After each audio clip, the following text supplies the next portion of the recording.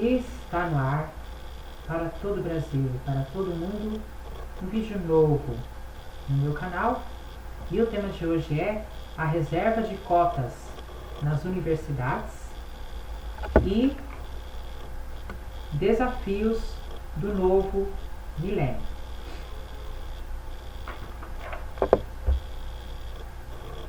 Então fique aí, não saia daí que hoje você vai ficar por dentro da história.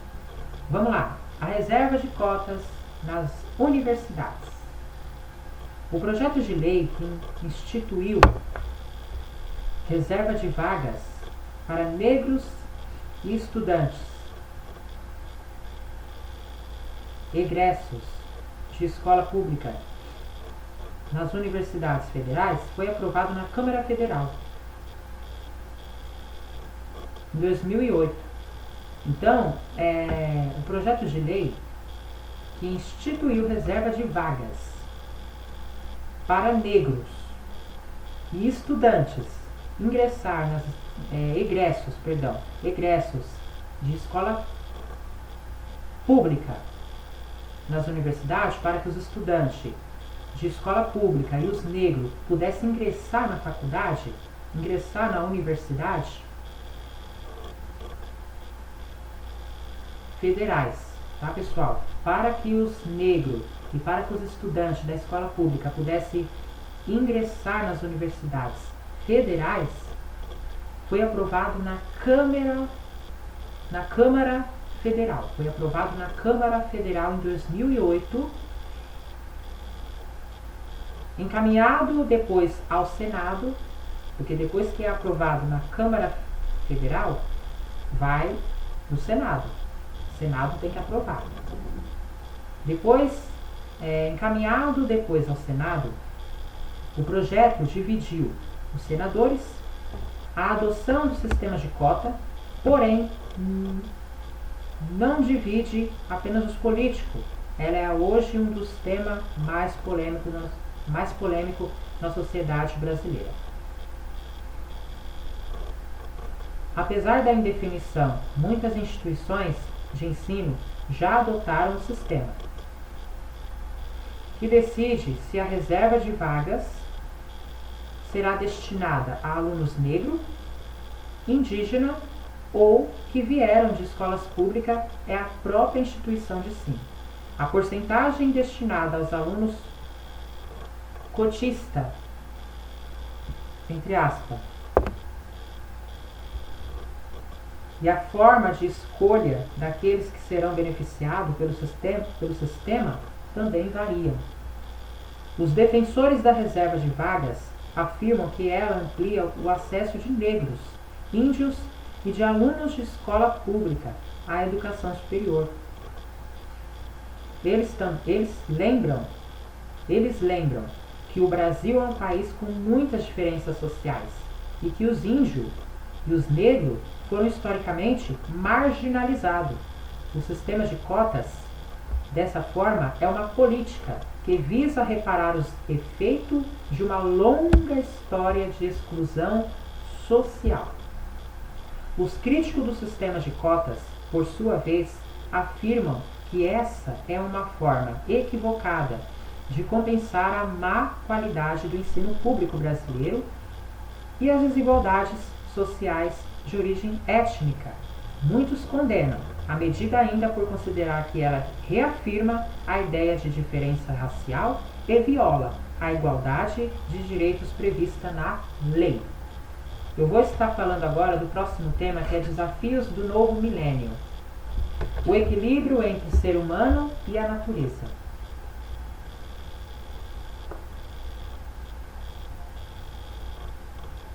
A humanidade iniciou o século XXI, que é o século que nós estamos agora. Nós estamos no século XXI, vivendo grandes contradições. A aplicação dos conhecimentos de biotecnologia na agricultura e na medicina.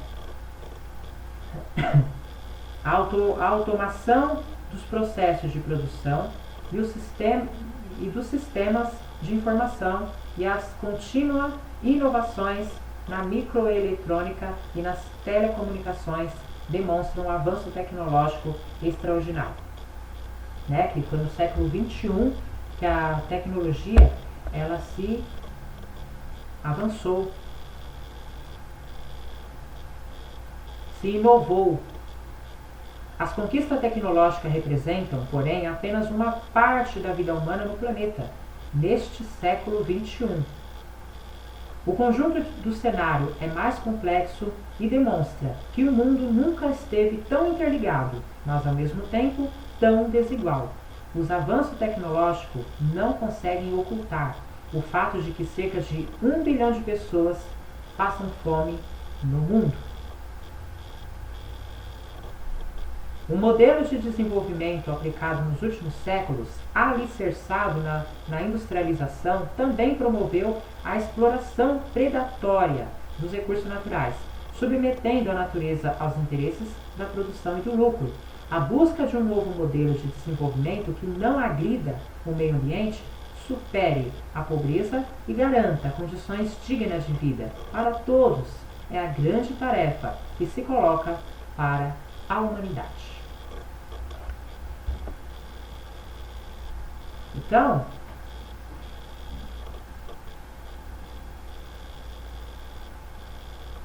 a humanidade iniciou no século XXI grandes contradições.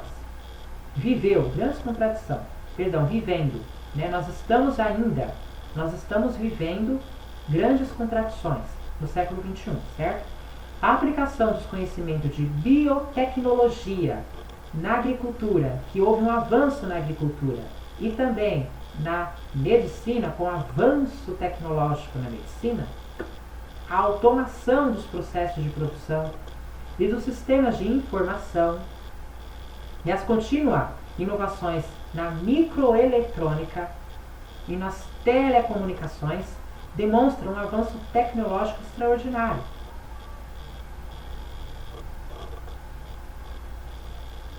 Só que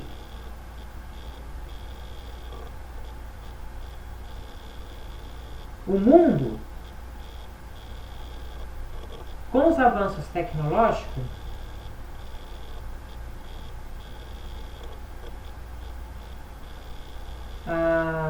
não conseguem ocultar. Mesmo com os avanços tecnológicos, o mundo não consegue ocultar.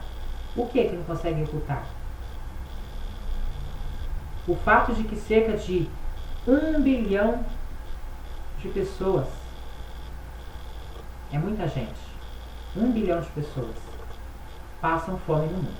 Então, gente, eu vou mostrar a foto, não sei se vai dar para vocês verem, tem 2 meninos, bem pequenininhos, crianças no distrito do Curuai, no Pará, observam a margem seca do rio Arapiuns, no Baixo Amazonas. Foto de 2005. Olha só a foto.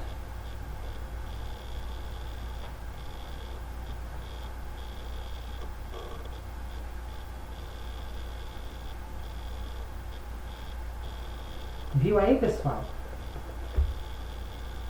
Agora eu vou entrar num tema que você já ouviu falar, a maioria dos brasileiros já ouviu falar,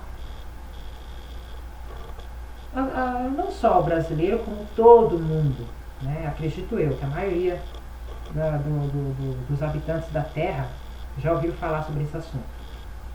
A desigualdade social e a fome. A desigualdade social entre os países e dentro de cada país é um dos maiores desafios do novo milênio.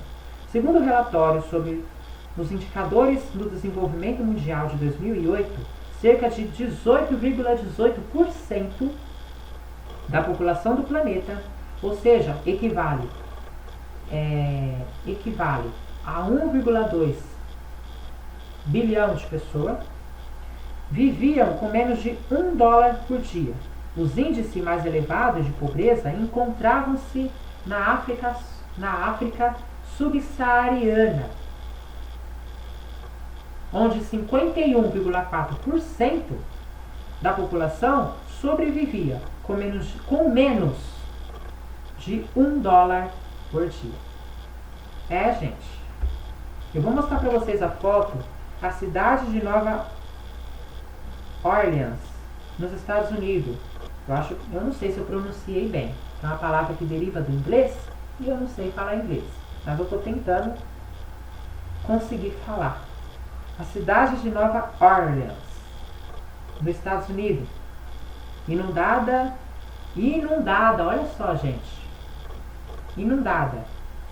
Após a passagem do furacão Katrina, estado de Louisiana. No EUA, foto de 2005.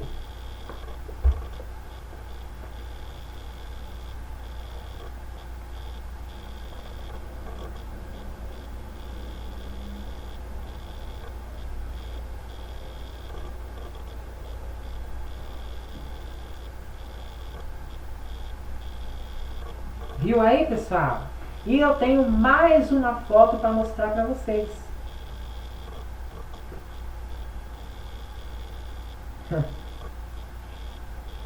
A favela de Pachacutec.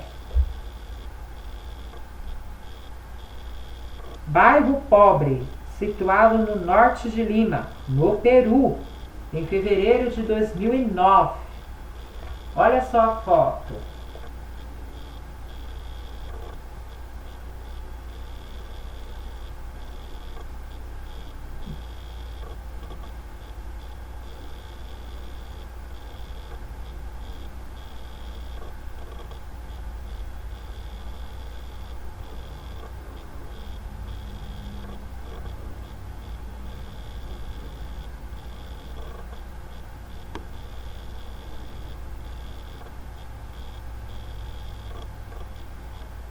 Viu aí a foto? Deu para ver a foto?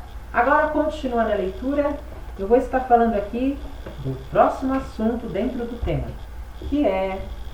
Tchan, tchararã. Como é que eu posso falar?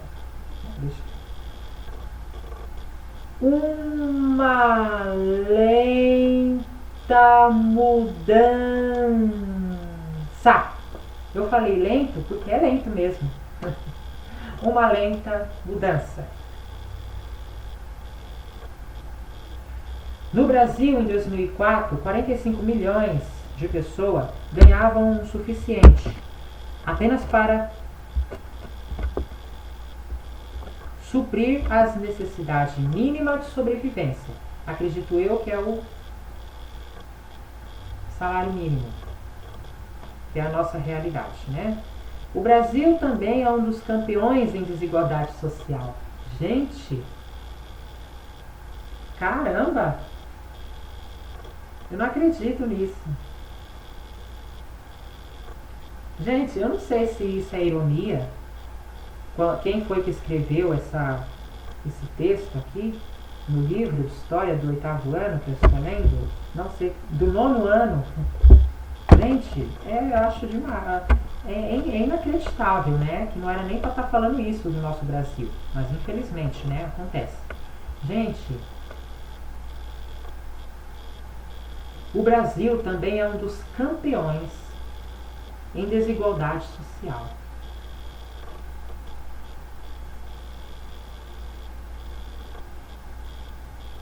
Fazer o que, né? É a realidade.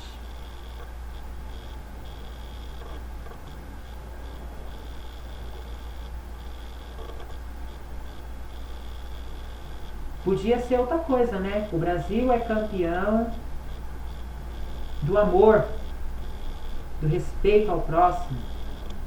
E aí, não.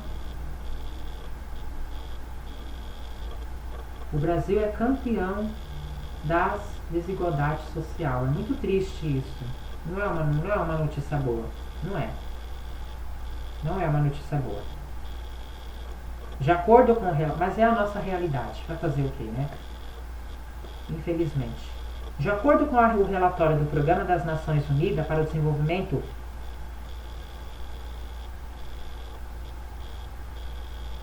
que tem como sigla PNUD,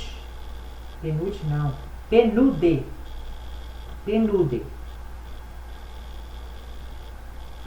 Em 2006, a renda de 1% mais rico da população correspondia à renda de 50% mais pobre. O Brasil ocupava a 10ª posição entre os países com maior desigualdade social no mundo. Até que o Brasil ocupou a 10ª posição. Já pensou se ocupasse a primeira? Já pensou? Ah, mas você está falando isso, mas você é brasileiro. Eu sou brasileiro, eu sou de São Paulo. Mas é triste, não é fácil, né? A gente sabe que a desigualdade social ainda se faz presente no Brasil. E não é bom, sabe? Você ter o Brasil ser um Brasil desigual, né? A desigualdade social não é uma coisa boa. Não é uma coisa boa. Devia acabar, né? Devia. A desigualdade social devia acabar. Mas, né? Para fazer o quê? Eu, sendo brasileiro, a minha opinião a respeito da desigualdade é que eu não acho certo. Entendeu? Porque todos nós, independente da cor, raça, sexo, religião, nós somos seres humanos. Entendeu? Somos seres humanos. Então a gente não tem que ter desigualdade social em nada. Em nada, absolutamente nada. Mas, fazer o quê? O Brasil ocupava a 10ª posição entre os países com maior desigualdade social no mundo, perdendo apenas para a Colômbia, Bolívia, Haiti e 6 países da África subsaariana. Nos últimos anos, porém, vem ocorrendo uma tímida redistribuição na renda nacional. Em 1993, só assim para mim não errar, porque às vezes eu falo rápido, aí eu acabo... Por exemplo, os 50% mais pobres da população detinham apenas 13% da renda nacional. Em 2005, o percentual da participação na renda aumentou para 14,1%. Gente, eu não entendo nada de porcentagem, mas uma coisa que eu sei, eu entendo, que o Brasil é um país muito desigual e a desigualdade social tem que acabar. Tem que acabar. Gente, vamos lá.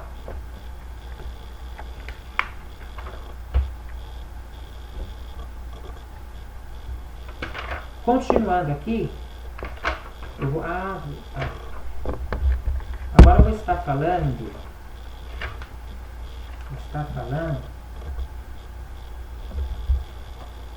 o intercâmbio global e suas consequências.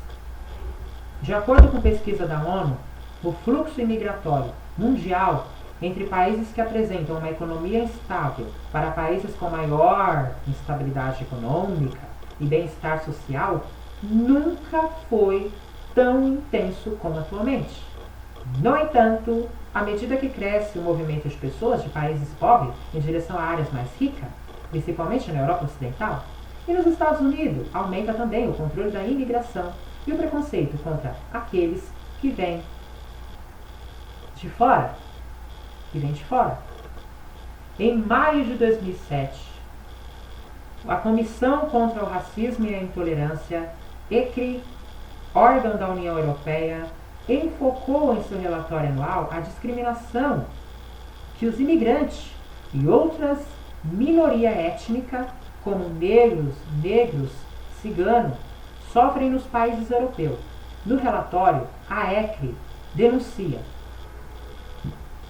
denuncia o discurso xenófobo dos políticos e a campanha dos meios de comunicação contra os imigrantes, acusados de serem os responsáveis pelo desemprego, pelo aumento dos gastos públicos e pela falta de segurança, que é notório, né?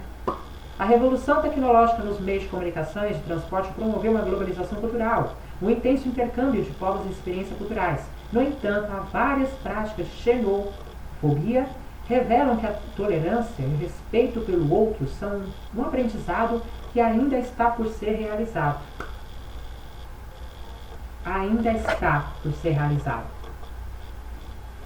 Gente, eu vou mostrar 2 fotos para vocês.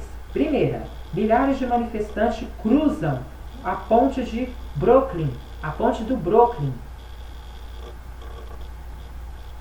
em Nova York, para protestar contra a política de restrição aos imigrantes. Estados Unidos, isso foi em 2006, tá, gente? Aqui tem umas mensagens que eu não sei, claro que eu não vou conseguir ler, porque tá em inglês. Eu não entendo inglês, eu só entendo português, que é a minha língua, né? Mas eu vou tentar. Algumas palavras aqui dá para entender. Tem até espanhol também. Nós somos criminales. Nós somos terroristas. Criminales. México. Justiça. Cap. Acho que é cap. Gente, Então é isso. Tem uma pessoa que está com uma placa que está escrito nós somos criminales. Tem uma outra pessoa que está com uma placa e com uma bandeira, que deve ser a bandeira do México, com certeza. Nós somos terroristas, criminales, México. Né? Essa pessoa que está com a bandeira do México está falando que ela não é, os mexicanos não são terroristas e nem criminais. Nós somos terroristas, criminales, México. Nós somos. Acho que no é não, né? Nós somos. Eu acho que no é não. Né? O que deu para me entender. Nós somos terroristas, criminales. Nós somos. Que quer dizer não. Não somos terroristas, criminales, México. É uma pessoa que levantou a placa do México e disse: nós somos terroristas criminais, México, tá, gente? E tem também a foto do muro na cidade mexicana de Tijuana, divide o México dos Estados Unidos, em 1997. A falta de emprego e os baixos salários pagos nos países pobres explicam a pressão dos imigrantes sobre as fronteiras dos países desenvolvidos. Agora, eu não acho que eu nem mostrei. Primeiro, eu vou mostrar para vocês a foto de milhares de manifestantes que cruzam a ponte do Brooklyn, né, em Nova York, para protestar contra a política de restrição aos imigrantes dos Estados Unidos em 2006. Agora sim eu vou mostrar a foto para depois eu ir para a próxima, né? Uma coisa por vez. Vamos lá.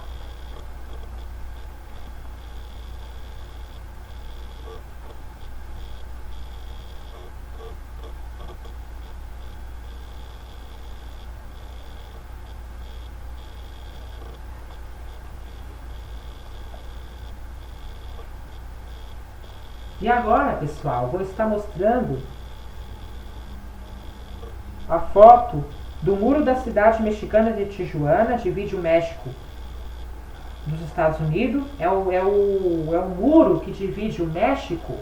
Ó, aqui está o muro. Finge que... Peraí, não sei se vai dar certo. Vamos lá. Ó, finge que o meu braço é o muro. Finge, tá? É um exemplo. Suponhamos que o meu braço é o muro. Ó, é o muro. Meu braço é o muro. E o muro da cidade mexicana de Tijuana divide o México dos Estados Unidos. Tá? Eu não sei mais ou menos qual lado, tá? Mas vamos supor. Aqui está os Estados Unidos. Ó. Aqui, desse lado, ó, onde está o meu dedo, ó, eu estou apontando para lá, ó. Desse lado está os Estados Unidos e aqui está o México. É um exemplo que eu estou dando, tá? Então, esse muro na cidade mexicana de Tijuana divide o México para um lado e os Estados Unidos para o outro. Ok? A falta de emprego e os baixos salários pagos nos países pobres explica a pressão dos imigrantes sobre as fronteiras dos países envolvidos. Então, eu vou mostrar para vocês aqui, para vocês verem a foto, tá?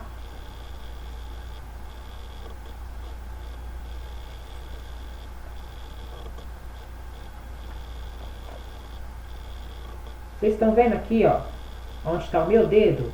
Aqui é o muro que divide o México para um lado e os Estados Unidos para o outro, ok? Eu não sei mais ou menos, pessoal, qual é a posição, quer dizer, perdão, eu não sei mais ou menos em que lado está os Estados Unidos, eu não sei em que lado está os Estados Unidos, tá? Ó, aqui nessa foto, eu não sei em que lado está os Estados Unidos, e em que lado está o México, tá? A única coisa que eu sei é que esse muro, que eu vou mostrar novamente, ele foi feito para dividir o México dos Estados Unidos, que é para o México ficar de um lado e os Estados Unidos do outro, ok? Novamente vocês vão ver a foto.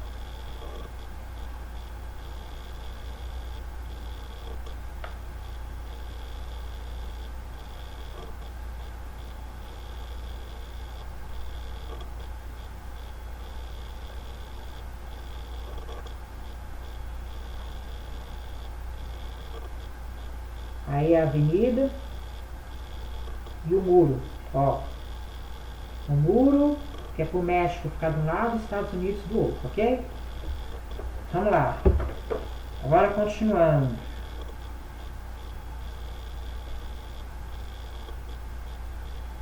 A preocupação ambiental.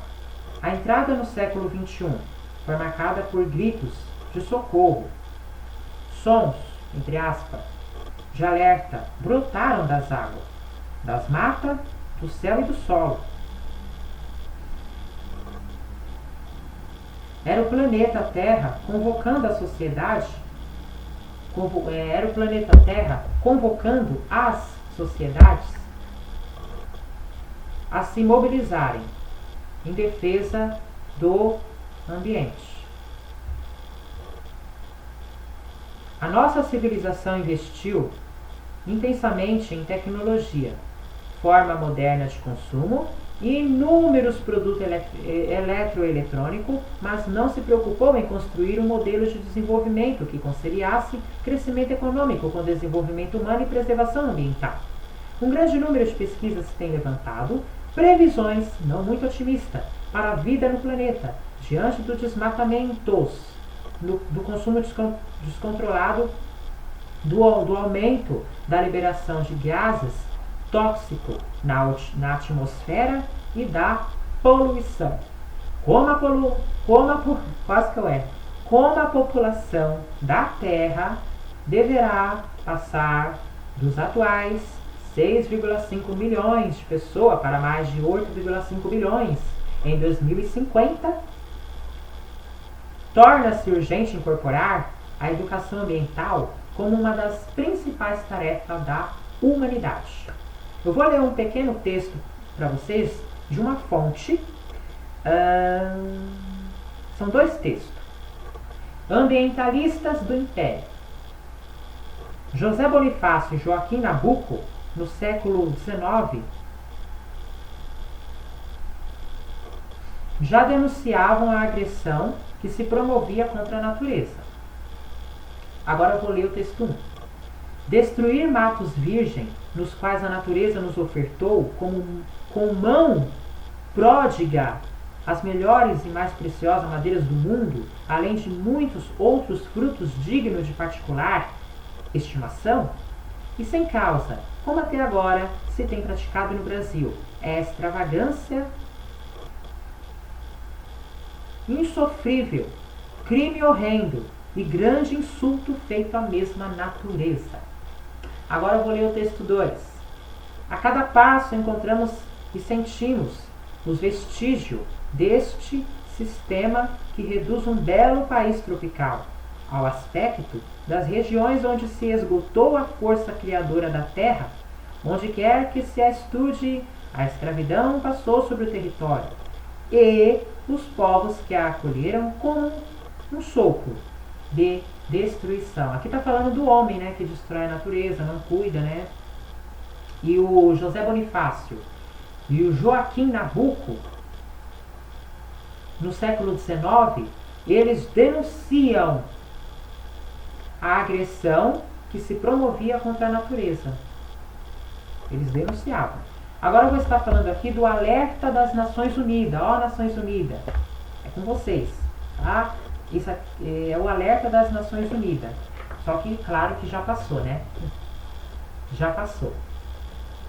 Não é de agora. O painel intergovernamental de mudança climática IPCC, sigla em inglês, um órgão das Nações Unidas, publicou em fevereiro de 2007,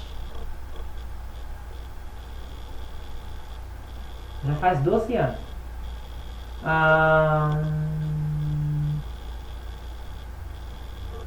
um relatório científico que se demonstrava que o aquecimento global era resultado da ação humana.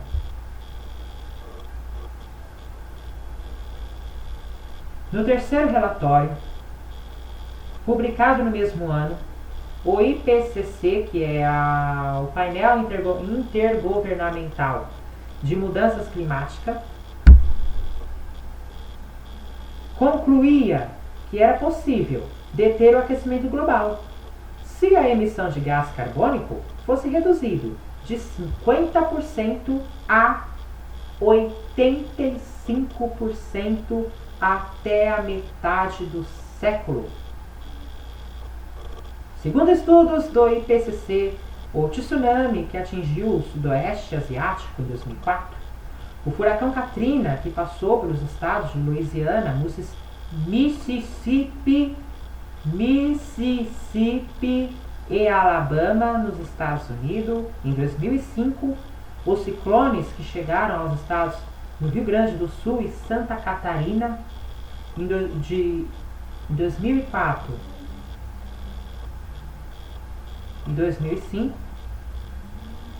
e a seca que atingiu a Amazônia em 2005, são exemplos de manifestações da natureza provocadas pelo descuido da sociedade com aquilo que é essencial para a vida, ou seja, o ambiente natural. É a sociedade, né? Nós seres humanos, a gente tem que cuidar do meio ambiente, cuidar da natureza, porque a natureza é vida, a natureza é vida, né? A natureza é vida. Agora eu vou estar falando do lixo. O lixo. Eu vou falar do lixo. Lixo, um problema urbano. As cidades produzem imensa quantidade de lixo. Esse lixo é constituído de saco plástico, embalagem, lata, garrafa, restos de alimento e muitos outros materiais, né? Que fede pra caramba. Lixo, ó, fede.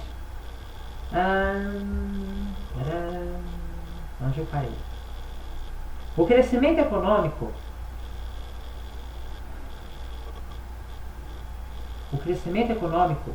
o desperdício e a expansão dos produtos descartáveis são os principais causadores do acúmulo de lixo. O que fazer com o lixo é um dos grandes desafios da sociedade atuais, porque ele não pode ser jogado em qualquer local. Muitos materiais contêm resíduo tóxico que põem em risco a vida de pessoas, plantas, animais e podem contaminar o solo e os lençóis subterrâneos. Então, gente, o lixo não pode ser jogado em qualquer lugar, tá? Não pode. Eu vou mostrar para vocês a foto. Garimpeiros do lixo, cidade de São Paulo, em 2004. Os materiais reciclados no Brasil, em sua maioria, são separados por pessoas que trabalham catando lixo para sobreviver. Olha só.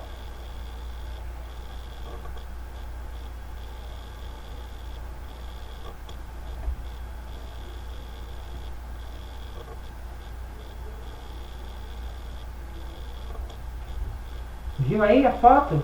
Agora vamos para o próximo tema. Soluções para o problema. Uma das soluções para o problema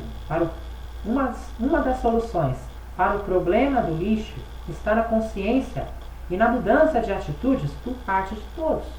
Então, como que a gente vai solucionar o problema do lixo? Como que a gente vai solucionar o problema do lixo? Está na consciência humana. está na consciência humana e na mudança de atitude em que cada um de nós, tá? Não é cada um de nós temos que tomar, né? Cada um de nós temos que ter consciência, cada um de nós temos que ter a atitude certa de pôr o lixo no local certo e não em qualquer lugar. Algumas medidas podem reduzir a produção de lixo e o desperdício de materiais. Separar o lixo é a primeira coisa que você tem que fazer na sua casa. Separe o lixo e promover a coleta seletiva necessária para que os materiais sejam reciclados. Incentivar a reutilização de materiais, reduzir o consumo, o que significa reduzir a exploração de recursos naturais. Curitiba.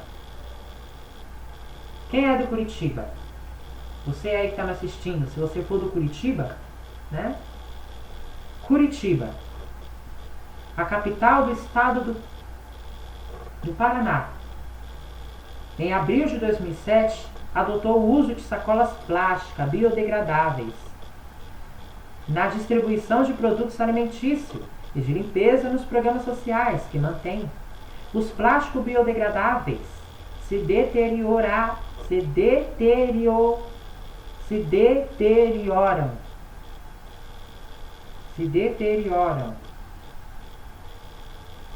na natureza com mais rapidez, ao contrário dos plásticos comuns que podem levar de 200 a 450 anos para se decompor. Agora eu vou falar da água. Água para a vida, água para todos.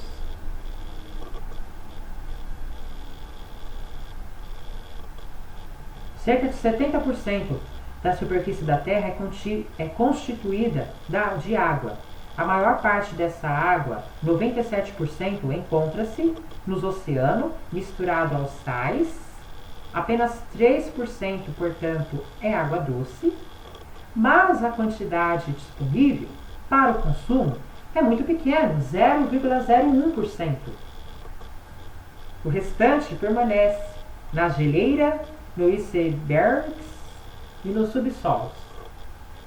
Cerca de 14% da água doce do planeta está no Brasil. Os brasileiros vivem, portanto, em um país privilegiado. Por que o brasileiro vive em um país privilegiado? Porque é o país da água doce. É o país onde tem cerca de 14% de água doce do planeta.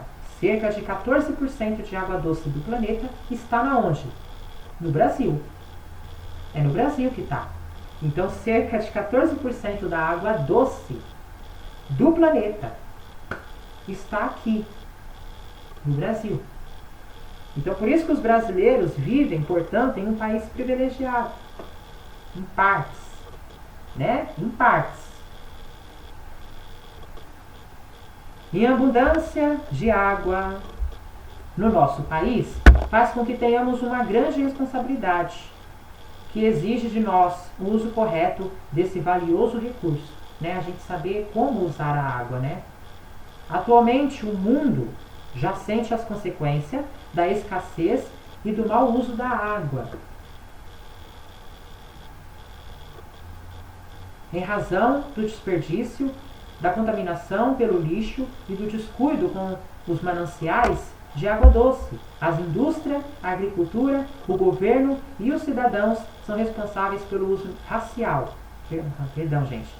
são responsáveis pelo uso racional e pela preservação de água.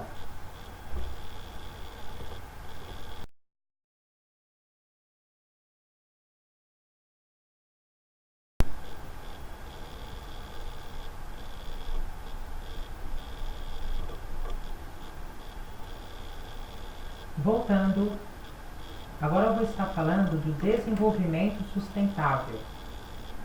A busca de formas de desenvolvimento que não agridam o meio ambiente é um grande desafio para o século XXI.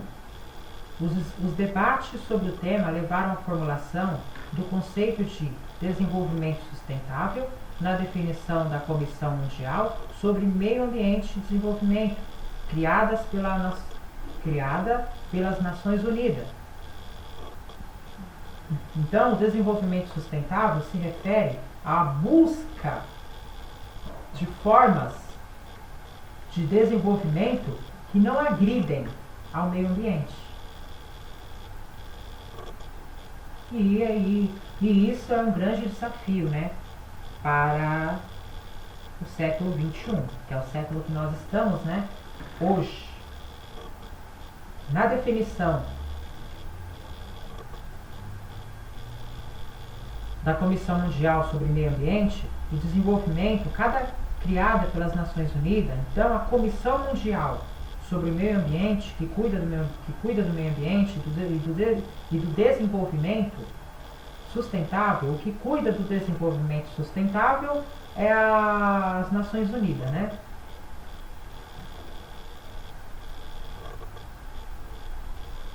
O desenvolvimento sustentável foi criado pelas Nações Unidas. O desenvolvimento sustentável é capaz de suprir as necessidades de gerações atuais sem comprometer a vida das gerações futuras.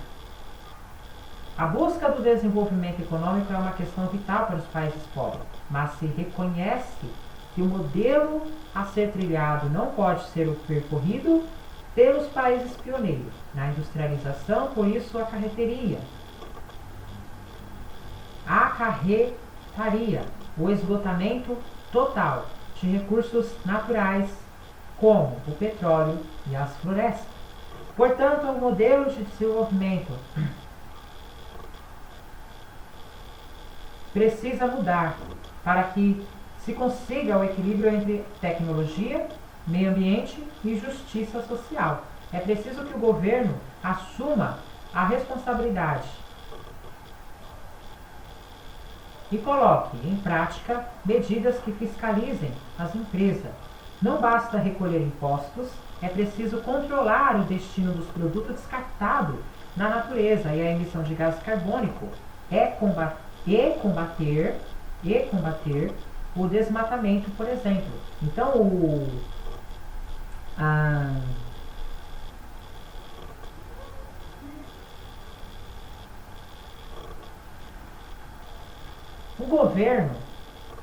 governo, ele tem que assumir responsabilidade e colocar em prática medidas que fiscalizem as empresas. O governo não basta só recolher os impostos, né? Não basta só o governo recolher os impostos. É preciso controlar o destino dos produtos descartados na natureza e a emissão de gás carbônico e combater o desmatamento, né? Que é tarefa do governo. Só o governo pode fazer isso.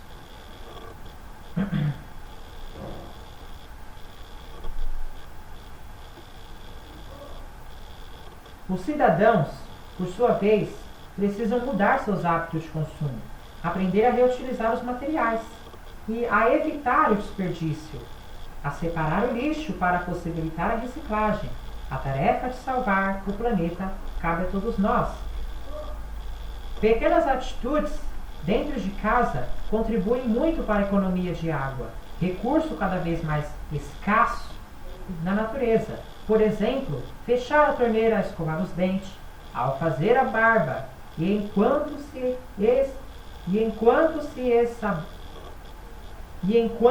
se ensaboa no banho.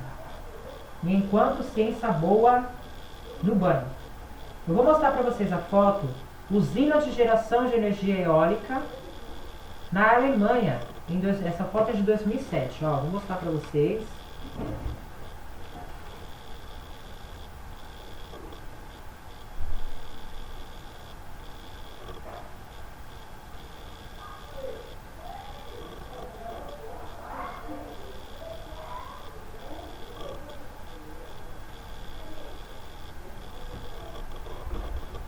Antes,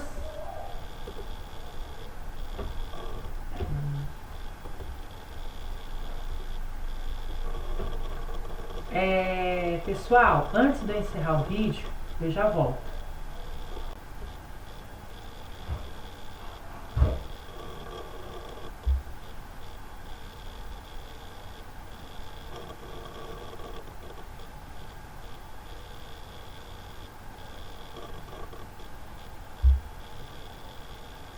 Gente, como eu estou falando da água, eu vou colocar aqui uma música que vocês também podem ouvir no YouTube depois.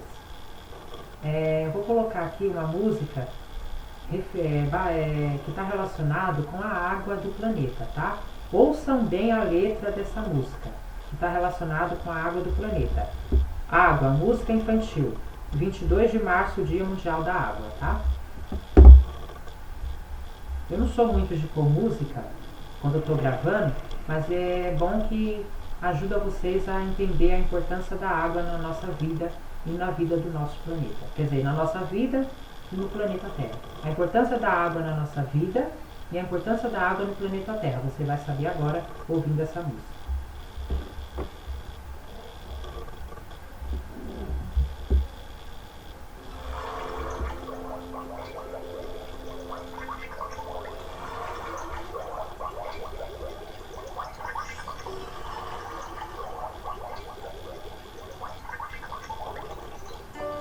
Presta bem atenção na letra da música.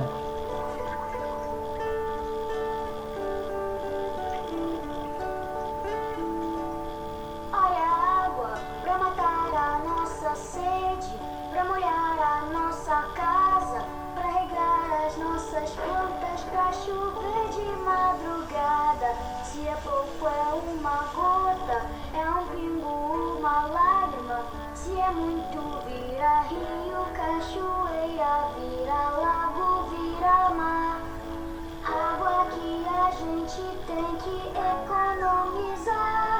Olha a água, pode ser um oceano, pode ser um mar inteiro, pode ser aquele banho que eu tomo no chuveiro. Quando chove vira nuvem e despenca lá do céu. Quando cai no chão é água pra beber, pra tomar banho, pra lavar. Água que a gente tem que economizar, porque senão um dia ela acaba. E então o que a gente vai fazer se não tem água? Porque senão um dia a fonte seca. E o que vai ser então da nossa vida aqui na Terra? Porque senão um dia ela acaba. E então o que a gente vai fazer se não tem água? Porque senão um dia a fonte seca. E o que vai ser então da nossa vida aqui no planeta Terra?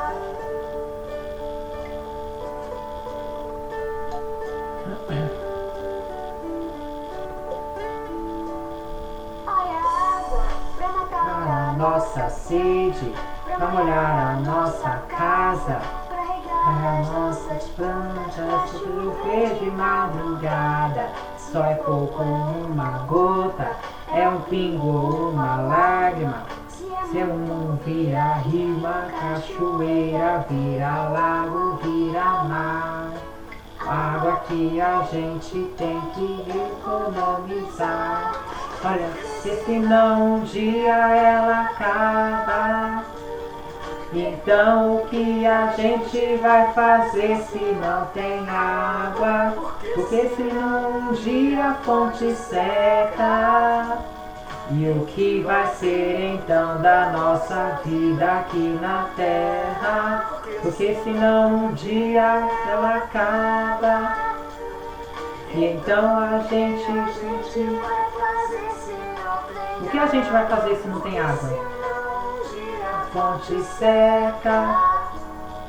E o que vai ser a nossa vida aqui na Terra?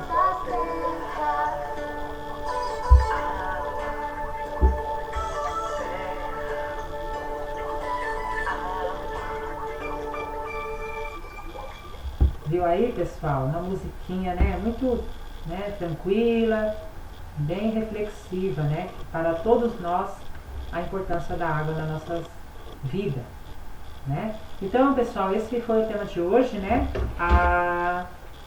O tema de hoje não foi a água, né? O tema de hoje está relacionado à água, mas é a reserva de cotas na universidade e o desafio do novo milênio. Esse foi o tema de hoje, espero que vocês tenham gostado, né? Eu não sei cantar muito bem, mas é a primeira vez que eu ouço essa música. Gente, muito obrigado pela sua companhia. Um beijo, um forte abraço e até a próxima. Não se esqueça de se inscrever no canal, já deixa seu like e até a próxima. Tchau!